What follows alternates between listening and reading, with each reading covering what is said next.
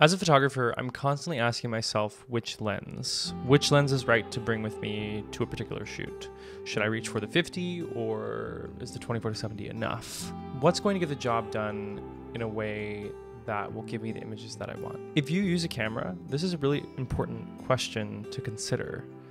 Although camera bodies get a lot of the attention these days, it is true that lenses are probably the most important factor in determining an outcome of an image in most circumstances. 85mm is focal length that I've always struggled with. Even when I rented the RF 85 1.2 for the first time last year and made a video about it here on the channel, I had the same reaction. Although I loved the lens, it just didn't seem to fit. However, since moving into shooting weddings full time, I wanted to rent this lens again and decide once and for all if this lens was as magical as everybody said it was. The big question that I had to answer was, how did it compare to my 50mm? Was the 85 worth it when I already had the 50 1.2, or would it feel redundant?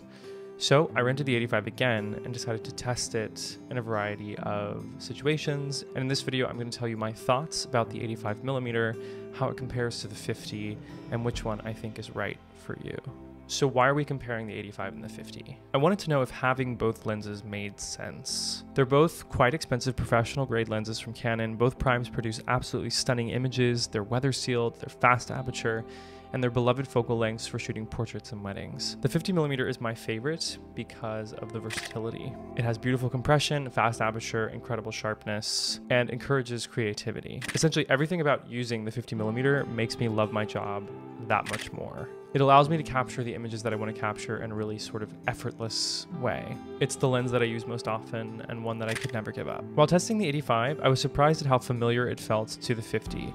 Essentially, it felt like a tighter version of the 50 with more bokeh and compression. This might sound obvious, but I really want to get the point across that these two lenses function very much in the same way and produce similar image quality. If we're comparing lenses, here's what we have. The 50 comes in at about $2,100 US, while the 85 comes in at about 26. It's almost 28 in some places. The 85 is also a lot bigger and about half a pound heavier than the 50. But although the 85 is substantially larger than the 50, when you're actually using it on the camera, you sort of forget about that.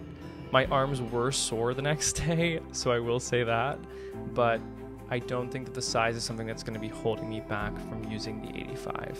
So the 50 wins in terms of size, weight, and cost. The 50 also wins at minimum focus distance, having a minimum focus distance of 40 centimeters or about 1.3 feet versus the 85's 2.79 feet. This was definitely something that I had to get used to as I was using the 85, was just realizing it had to be further away from a subject in order to achieve focus. But on many other fronts, the two lenses are quite comparable. They're both extremely well built, they're weather sealed, they stop down to 1.2, they have stellar autofocus performance, incredible sharpness wide open, and have gorgeous lens flare.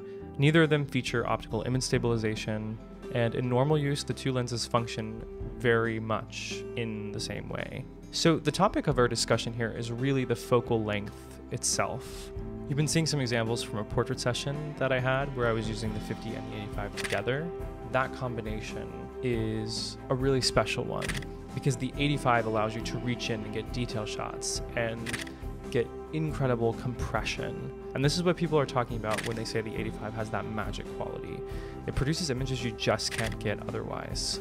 But the 50 allows you to sort of maintain location and capture more of the environment. So what I've learned is that the 85 is the perfect lens to add some magic to your kit.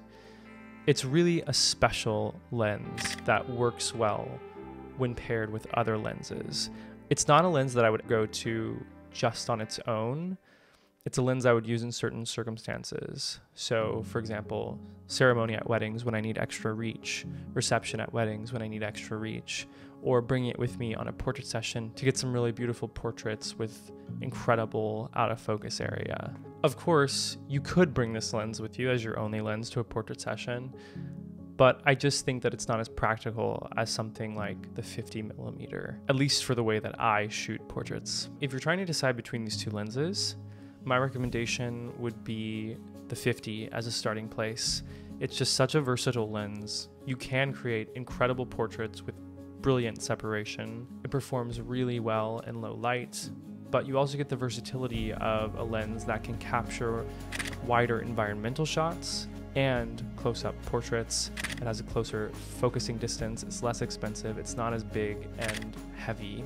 So that would be my recommendation. But as I always say, you should decide on the gear depending on how you work and the type of work that you're doing and what's going to be best for you. I'm giving you my experience. This is what I think, right? I think the 50 makes more sense if you're deciding between the two of these originally.